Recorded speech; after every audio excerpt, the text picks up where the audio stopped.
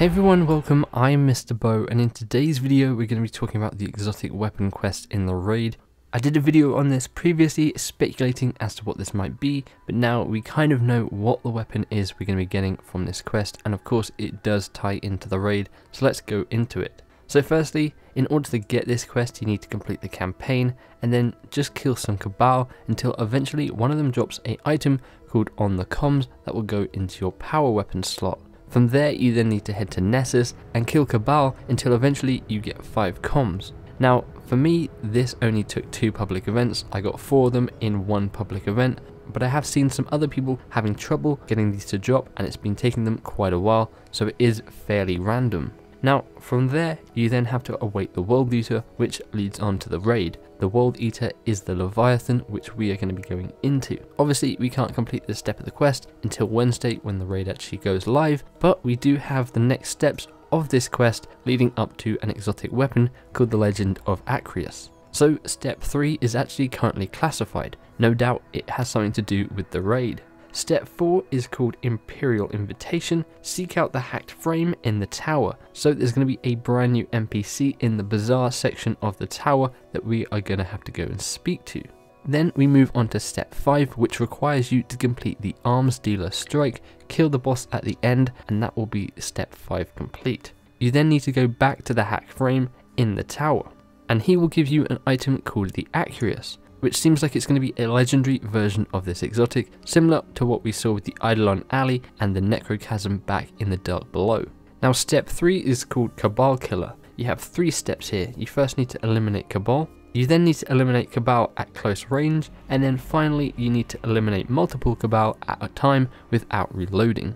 From there, step 8 requires you to go back to speak to the hacked frame. After that, you then need to eliminate bosses in the raid and they will drop for you something called Emperor's Seals. Once you've collected enough of those, you go back to the tower and speak to the hacked frame, which then leads onto yet another classified step. And then the final step requires you going back to the tower, back to the hacked frame, and he will give you your exotic weapon, the Legend of Acrius. So let's take a look at the Legend of Acrius exotic shotgun. So this weapon may seem familiar to some of you because we've actually seen it in a few of the trailers. The description reads, in the Cabal legend, a hero seeks to possess the sun. He succeeds, then he becomes emperor. The Cabal are not a subtle people. Tyra Khan.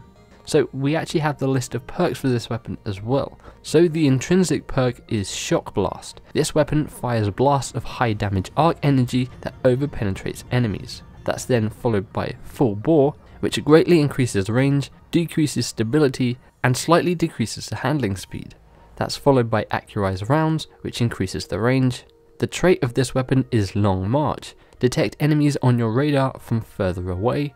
And then we have Fitted Stock, which increases stability, moderately controls recoil, and slightly decreases handling speed. Now along with the perks for this weapon, we also know this weapon is going to be getting an exotic weapon ornament in the form of the Emperor's Pleasure. And from the small image we can see, it looks very similar to the same design we saw on the collector's edition Cabal book, that sort of white design with this gold sort of shapes on it. Very cool. Hopefully we can see a better image of that weapon when we actually have this weapon.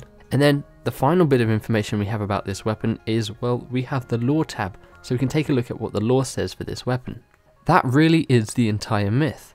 A Cabal named Acrius desires the sun, and he takes it and becomes the first emperor of the Cabal. Other scholars have already noted the parallels and differences with our own ancient Earth myth of Icarus, which famously has a far more humbling end.